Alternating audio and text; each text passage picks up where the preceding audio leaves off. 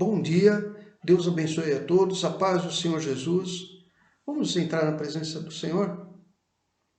Vamos fazer uma oração. Senhor Deus e Pai, nós entramos em Tua santa presença em nome de Jesus Cristo, clamando para que venha o Teu poder, meu Pai, durante este culto, durante a pregação da Tua palavra, e que todas as vidas que estiverem participando sejam alcançadas pela Tua bênção, meu Pai, pela Tua providência divina, pela Sua graça e misericórdia. Em nome de Jesus. Amém. Muito bem. Houve um tempo em que o povo de Deus passou por uma grande aflição, passou por uma verdadeira provação. E nós sabemos que nos nossos dias, muitas pessoas, muitos chefes de família, muitas pessoas que são responsáveis, não é, pela vida de outras pessoas, pela manutenção, muitas pessoas que têm seus entes queridos e muitas vezes estão impedidos de vê-los, pessoas que têm assim, parentes, entes queridos enfermos. Nós sabemos que isso tudo é uma aflição. E o povo de Deus, não é, lá no deserto, depois que eles tinham sido libertos dos domínios dos egípcios, né, atravessaram o Mar Vermelho e ficaram cerca de 40 anos, né, no deserto. E nós sabemos que deserto é um lugar de provação, um lugar onde não se tem água, não se tem saneamento, não se tem alimentos, não se tem estrutura. E eles passaram 40 anos. E não eram poucas pessoas. Se você for comigo, eu queria convidar você para ir no livro de Êxodo, capítulo 12. Nós vamos ler o versículo 37. Está escrito assim: Assim partiram os filhos de Israel de Ramsés para Sucote, coisa de 600.000 de pé, somente de varões ou homens, não é? Sem contar os meninos, não é? Muito bem, os estudiosos eles estimam que, na verdade, entre meninos e mulheres, existiam cerca de 2 milhões de pessoas.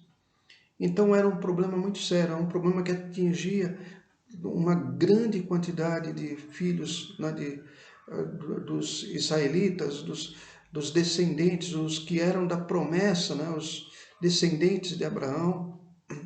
E eles tinham a promessa de chegar, de serem levados, serem conduzidos para a terra prometida, uma terra que a Bíblia fala que mana leite e mel, mas no deserto eles sofriam muitas provações. Qual foi o segredo daqueles que prevaleceram, né? O segredo daqueles que prevaleceram no deserto, ele está relatado um pouquinho mais para frente, no capítulo 13, no versículo 21 e 22. Estou lendo Êxodo no Velho Testamento, né? Capítulo 13, versículo 21 e 22. E o Senhor ia diante deles de dia numa coluna de nuvem para os guiar, não é? Então, direção pelo caminho. E de noite, numa coluna de fogo para alumiar ou iluminar, para que caminhassem de dia e de noite. Então, de noite vinha o poder sobrenatural do fogo, não é?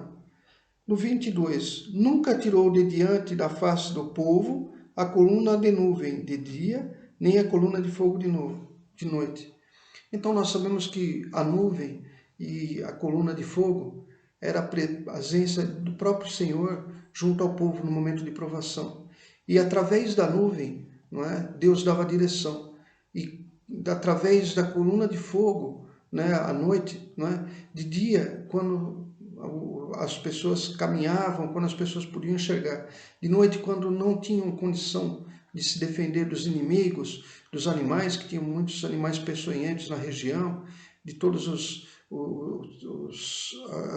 roubadores, né, os ladrões, os assaltantes. Então Deus, através do fogo, afastava todos os inimigos. Mas o que representa essa nuvem, o que representa esse fogo? Não é?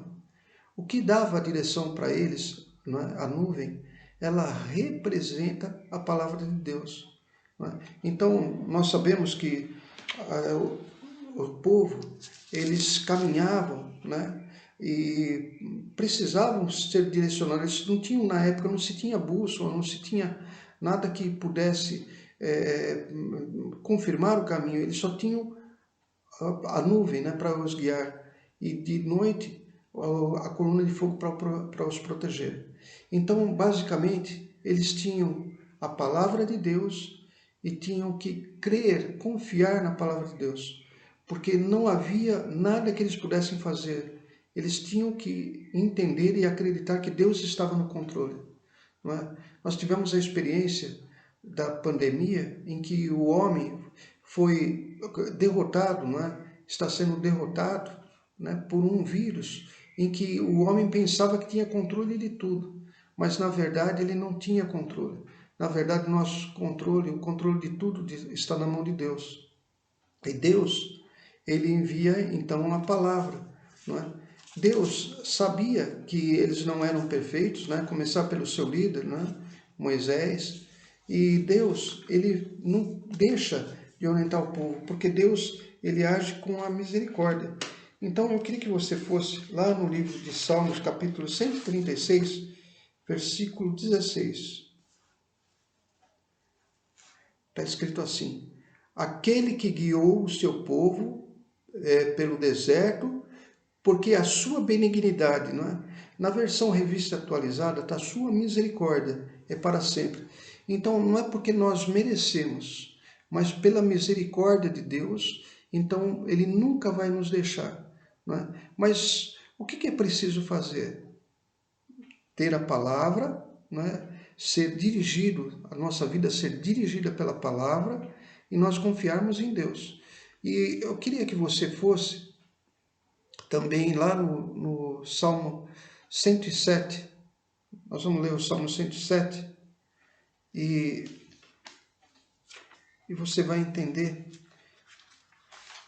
a necessidade de ter a palavra de Deus para a pessoa não ser destruída, ser conduzida, na verdade, por essa nuvem que é a palavra de Deus. Salmo 107, versículo 20. Vamos ler o 19. Então, Salmo 107, versículo 19.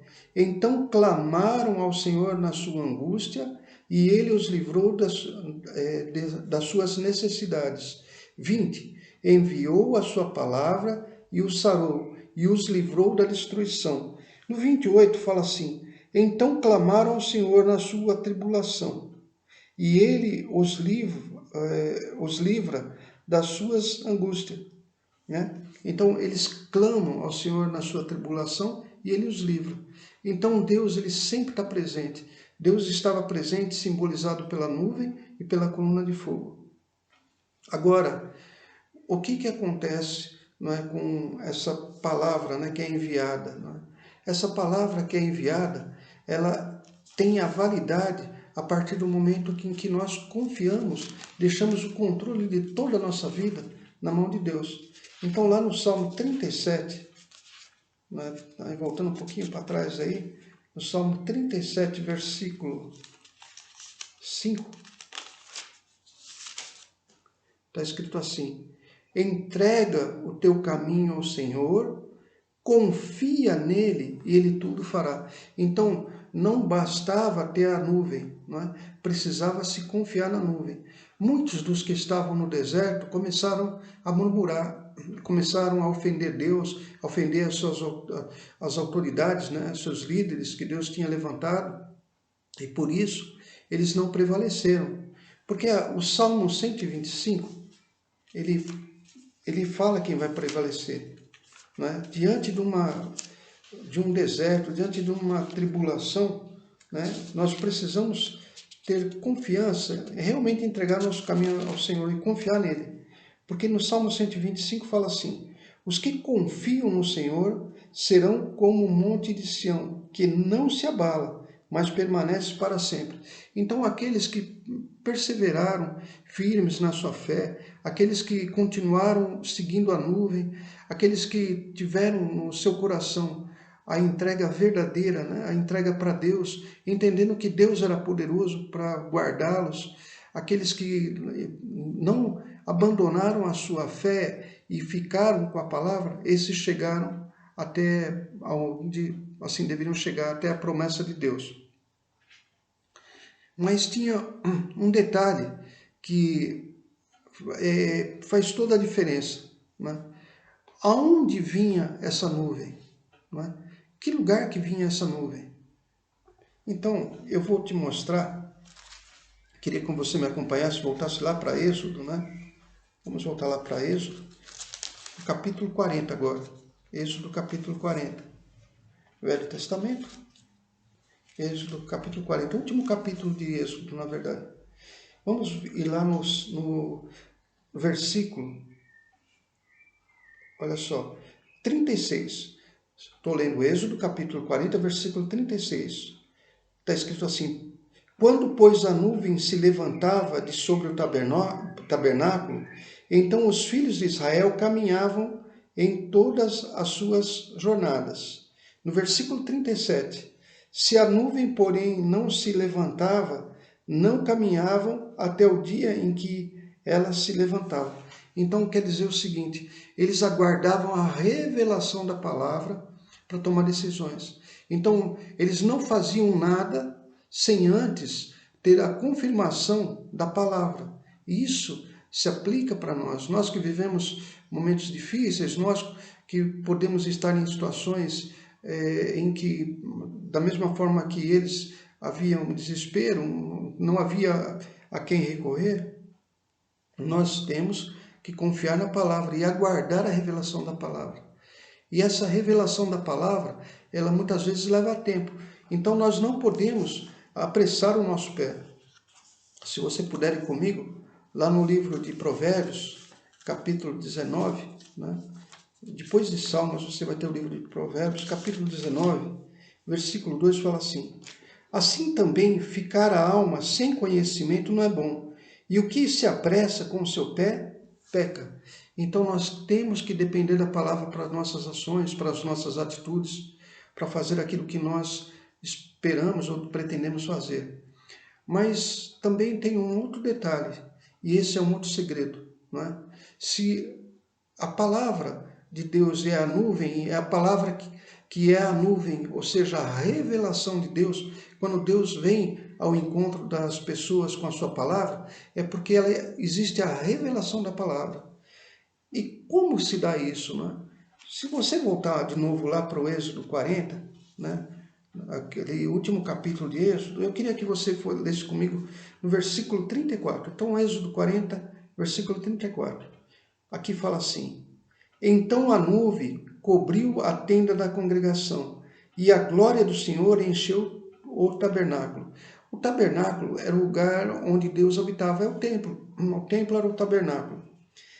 No versículo 35, de maneira que Moisés não podia entrar na tenda da congregação, porquanto a nuvem ficava sobre ela, e a glória do Senhor enchia o tabernáculo. Então, o tabernáculo, o templo, ele continha a própria presença do Senhor, e a glória do Senhor era tão grande que Moisés não podia entrar. No versículo 38, né? Porquanto a nuvem do Senhor estava de dia sobre o tabernáculo, e o fogo estava de noite sobre ele, perante os olhos de toda a casa de Israel, em todas as suas jornadas, em todo o seu caminho. A pergunta que nós, logicamente, temos que fazer e agora? Onde está esse tabernáculo? Como que nós vamos ter certeza de que essa nuvem vai nos mostrar o momento de sair, o momento de começar uma jornada, o momento de aguardar? Como que vai ser isso? Onde é esse tabernáculo? Como que nós podemos fazer isso? Amém? Tabernáculo, né, era o lugar onde Deus habitava. Eu queria que você fosse lá para o livro de João, o Evangelho de João, no capítulo 14, porque Jesus vai fazer uma importante revelação a respeito disso, a respeito da morada de Deus. João capítulo 14, versículo 21 fala assim: aquele que tem os meus mandamentos, ou seja, a palavra de Deus, e os guarda, esse é o que me ama.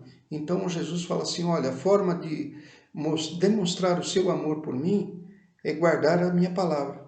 E aquele que me ama será amado de meu Pai, e eu o amarei. Mas Jesus confirma isso.